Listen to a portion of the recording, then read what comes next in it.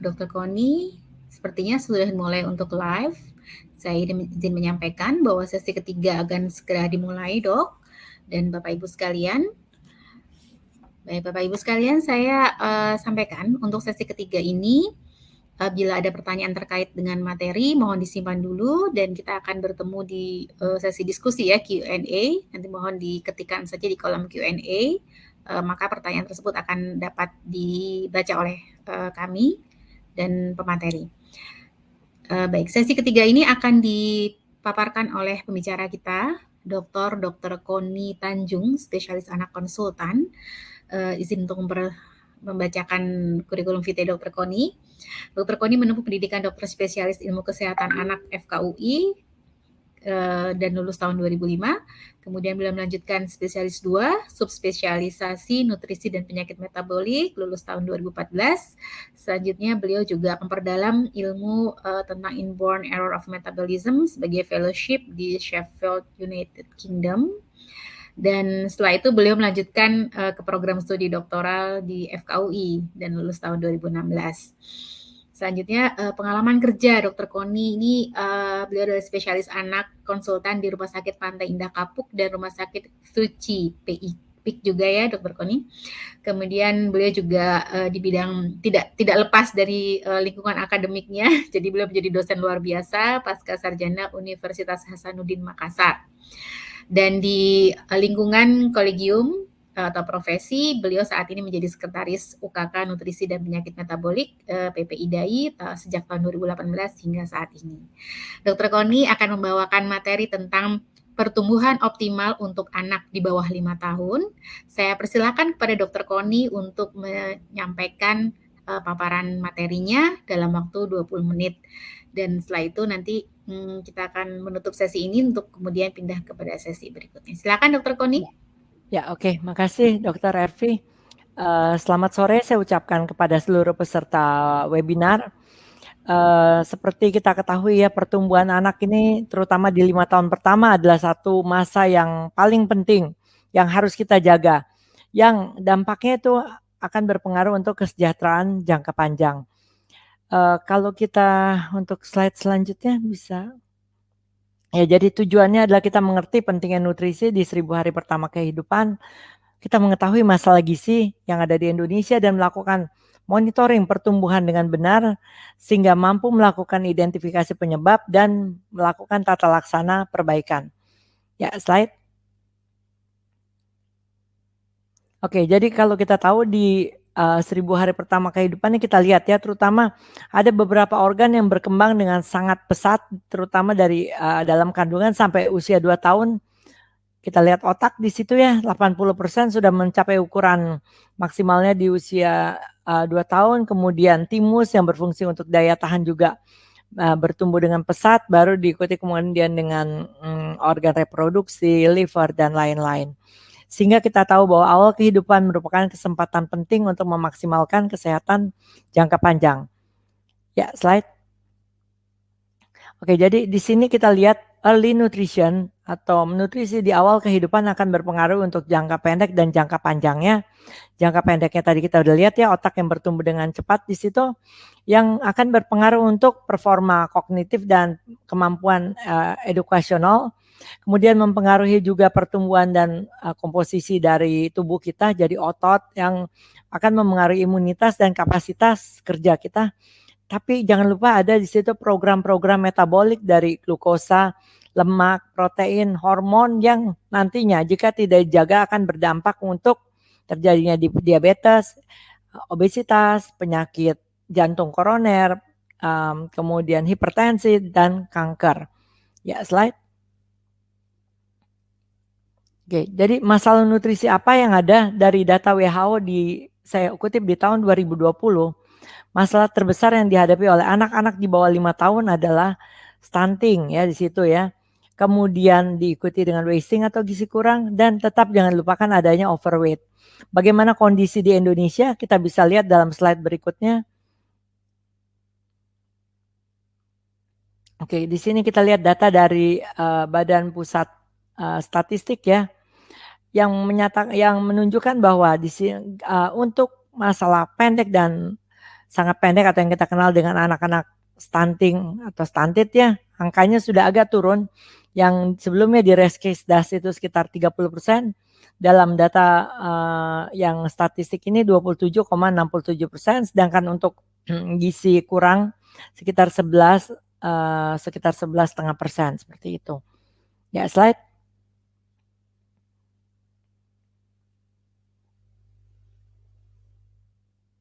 Oke, jadi kalau kita lihat di sini di Riskesdas ada sedikit perubahan, tapi data yang terbaru adalah yang dari 2019 ya. Oke, ya slide berikutnya.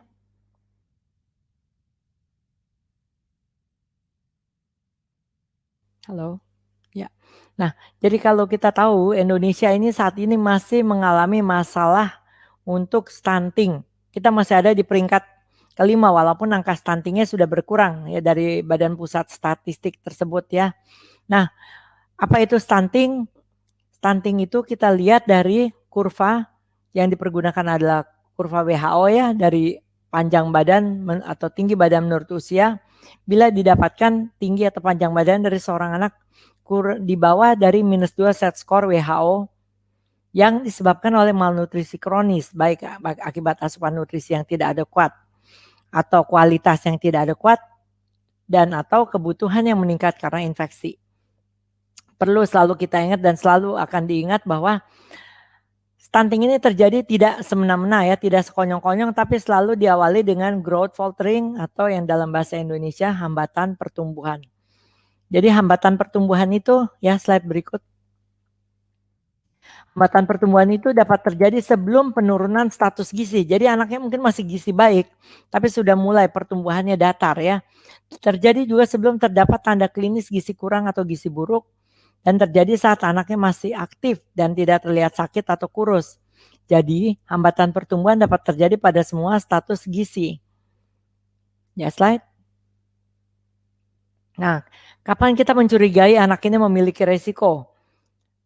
Nah, tetap kita mesti lihat di kurva pertumbuhan ya. Jadi kalau garis pertumbuhannya menyeberangi set score dari garis pertumbuhan sebelumnya, atau terdapat penukikan naik atau turun yang tajam, kemudian pertumbuhan yang mendatar, nanti akan saya bahas lebih lanjut untuk hal-hal ini ya. Nah, kemudian pertanyaannya, jadi yang normalnya bagaimana? Kurva pertumbuhan normal itu berjalan sejajar dengan garis median atau set score 0 ya. Tapi dia bisa berada di atas atau di bawah dari median ini. Tapi syaratnya di antara di atas dari -2 dan di bawah dari +2 dari set score WHO. Ya, slide. Oke, ini yang tadi kita maksudkan dengan menukik tajam ya.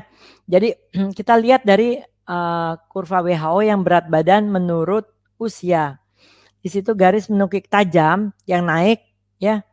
Kalau itu biasa pada kondisi catch up growth. Jadi misalnya anak-anak dengan gizi kurang, kemudian kita mau perbaiki pertumbuhannya, maka akan dia menukik tajam ke atas ya.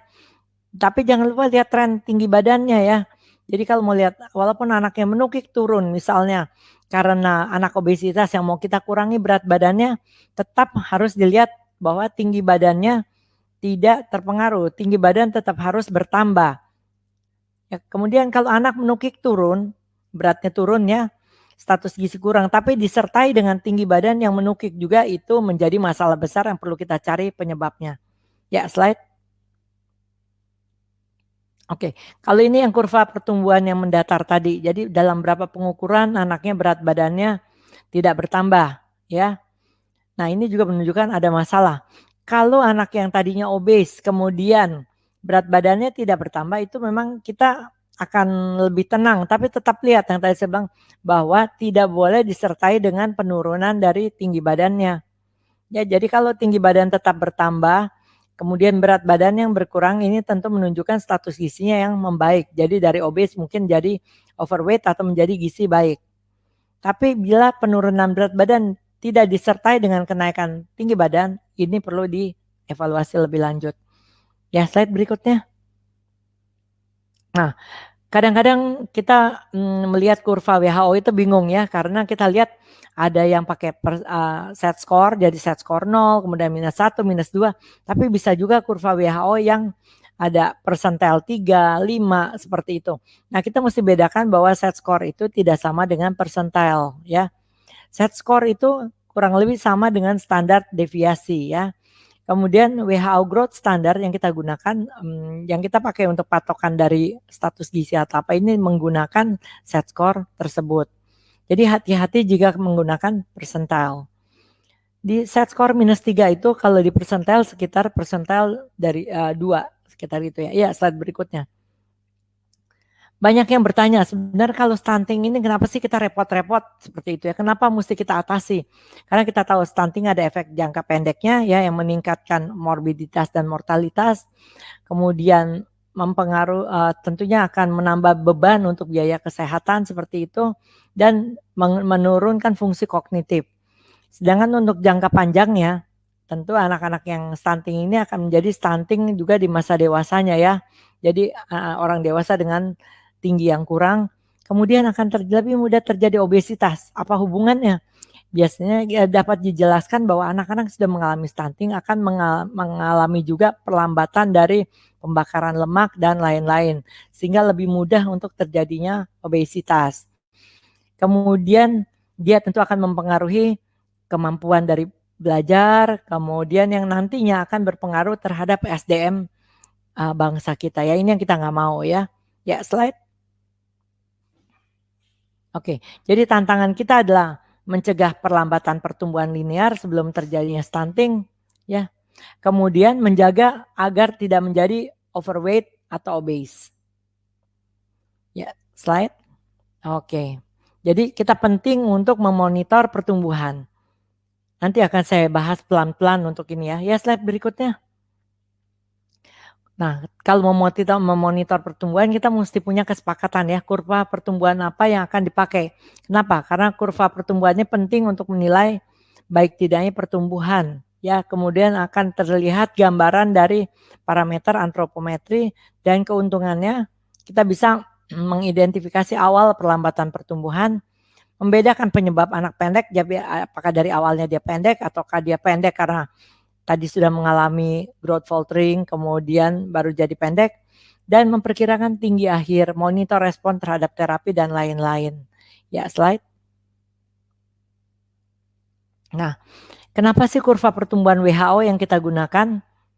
Kita udah tahu bahwa kurva pertumbuhan WHO ini dibuat berdasarkan data dari 5 benua yang datanya diperoleh dari 8.440 anak yang sehat dari 6 negara ya. Lingkungannya juga dijaga dengan baik. Jadi bayi-bayi yang menyusui, ibunya tidak merokok, kemudian fasilitas pelayanan kesehatannya baik. Dan ya, slide berikutnya di sini kita lihat bahwa kalau anak tersebut mendapat nutrisi yang baik, pertumbuhannya, lingkungannya juga optimal, pelayanan kesehatannya optimal, ternyata anak dari 5 benua ini pertumbuhannya sama. Ya, jadi mau tadinya lingkungannya bagaimana, tapi kalau semuanya baik, anak ini akan membaik tanpa melihat tempat atau etnis. Ya, slide. Oke, jadi kalau kita mau melakukan suatu monitoring pertumbuhan dengan baik, tentunya kita harus melakukan pengukuran yang tepat. Ya, gimana tekniknya di sini dibahas ya. Jadi kalau anak di bawah 2 tahun kita sebutnya panjang badannya, bisa digunakan juga pada anak-anak yang tidak mampu berdiri. Kita lihat di sini kepala mesti lurus ke depan, mempergunakan alat yang baik seperti itu. Fiksasi dilakukan oleh asisten, jadi nggak mungkin melakukan pengukuran sendiri ya. Dan diukur ke skala 0,1 cm yang terdekat. Ya, slide berikutnya. Kemudian untuk pengukuran berat badan nih, kalau kurang 2 tahun juga bisa dengan timbangan duduk, dengan skala pengukuran ketepatannya 10 gram. Kalau di atas 2 tahun bisa ketepatannya sampai 100 gram. Selalu diatur ke angka 0 dan dikalibrasi secara teratur. Ya, slide. Oke, teknik pengukurannya di sini tentu timbangannya harus di tempat yang rata ya. Kemudian bajunya seminimal mungkin, jangan pakai baju jeans atau apa itu kan udah berat. Belum lagi pampersnya sudah berat ya, jadi mesti seminimal mungkin. Kemudian letakkan anak di posisi tengah, anak juga mesti diukur saat diam. Anak-anak yang bisa berdiri ya berdiri tegak di tengah dari timbangan. Ya, slide. Kemudian untuk pengukuran tinggi badan, juga anaknya juga mesti tegak, pandangan mengarah ke depan. Di situ ada garis Frankfurt namanya, garis imajinasi antara mata, tiang telinga paralel dengan dinding. Lakukan pengukuran ke 0,1 cm yang terdekat. Ya, slide. Nah, ini kesalahan yang sering terjadi ya. Jadi penimbangan dan pengukurannya tidak benar. Timbangannya tidak ditera. Jadi kadang habis langsung dipakai lagi itu bisa beda sampai 10 kilo.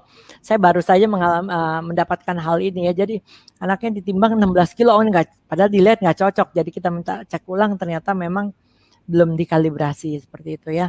Kemudian tidak dari titik nol. Posisi pengukuran salah atau petugasnya yang salah lihat. Kemudian salah dalam memilih kurva atau grafik. Misalnya mestinya anak lelaki ditaruh di grafik perempuan. Itu kan berbeda ya. Kemudian tidak memperhitungkan usia koreksi. Usia koreksi ini terutama digunakan pada bayi-bayi yang tadinya prematur. Jadi bayi prematur yang kemudian misalnya lahirnya 34 minggu. Kemudian datang ke Anda di usia 8 bulan. Ya, ini tentunya perlu dikoreksi sekitar 1,5 bulan. Jadi jangan diplot di angka 8 bulan itu. Kasihan anaknya nanti dibilang stunting. Padahal itu karena anaknya yang prematur ya. Kemudian kesalahan dalam memplot. Jadi salah lihat, salah taruh titik atau salah lihat. Ya, slide. Nah, setelah diukur perlu didokumentasikan. Jadi berat badan menurut umur yang sesuai dengan KMS ya. Kemudian kurva berat badan menurut panjang badan, kemudian panjang atau tinggi badan menurut umur, dan lihat juga jangan lupa lihat untuk indeks massa tubuh pada anak-anak yang overweight atau obese ya. Ya, slide. Nah, kita sudah punya peraturan Permenkes yang masih cukup baru ya di tahun 2020. Dikatakan bahwa untuk penentuan status gizi saat ini yang dipakai adalah berat badan menurut panjang badan atau tinggi badan. Bukan berat badan menurut umur ya. Oke, nah nanti disebut dengan gizi buruk kalau dia berada di bawah -3 set score WHO atau di bawah -3 standar deviasi seperti yang saya sudah jelaskan. Gizi kurang itu kalau di antara di atas -3 sampai -2. Gizi baik di atas -2 sampai +1 ya. Berisiko untuk overweight kalau di atas +1, kemudian gizi lebih itu di antara +2 sampai +3 dan obes di atas +3. Oke, cukup jelas ya untuk ini ya. Jadi kalau kita berat badan menurut umur dipakai untuk apa? Jadi dipakai untuk mengukur tren pertumbuhan tadi, untuk melihat sudah ada tidaknya gangguan pertumbuhan.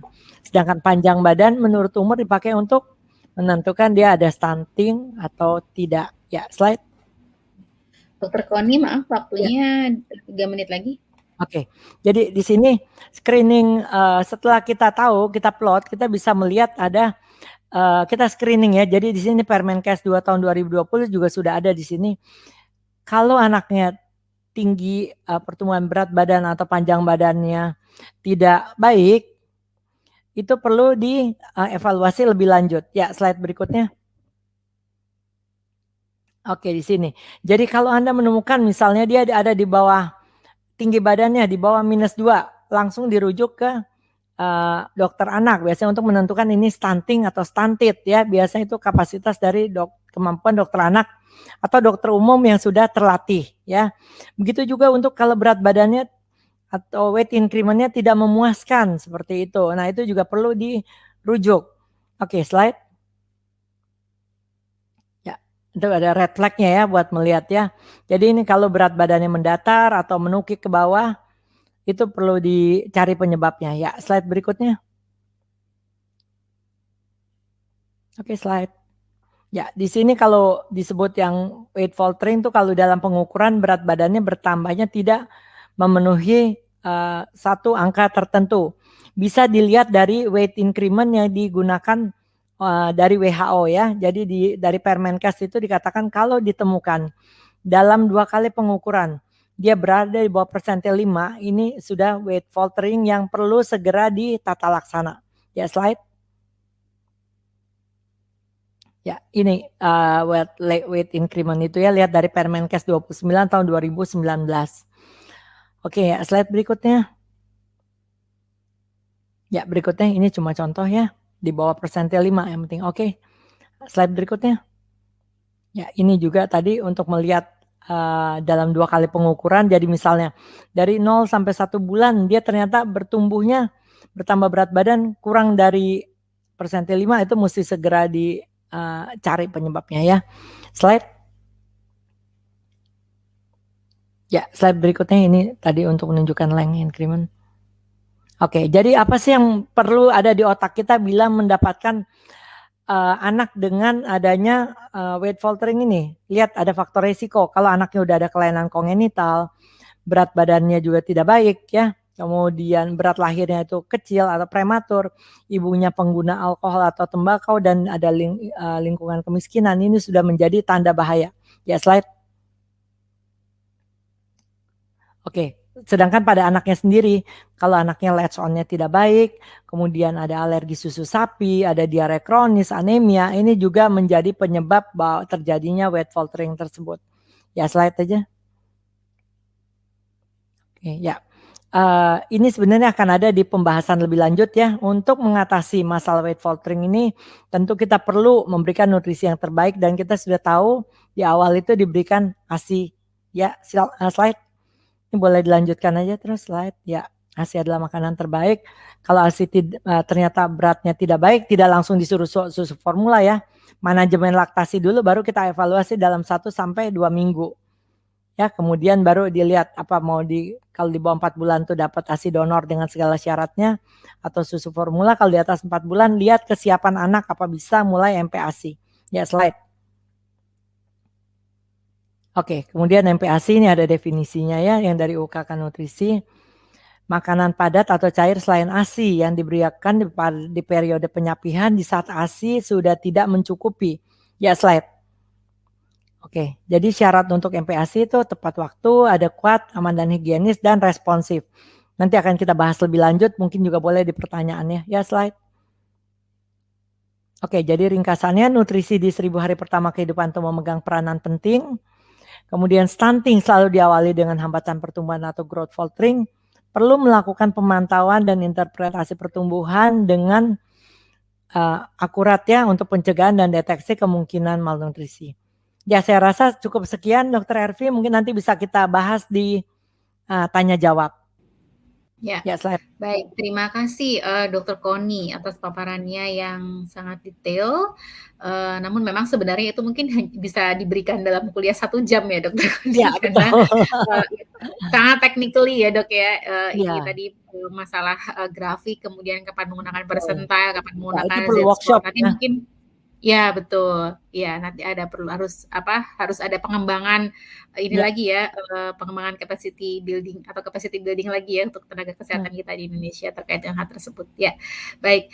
Saya izin untuk menutup dulu untuk sesi bersama dengan Dr. Koni tentang pertumbuhan yang optimal pada anak untuk anak usia di bawah 5 tahun.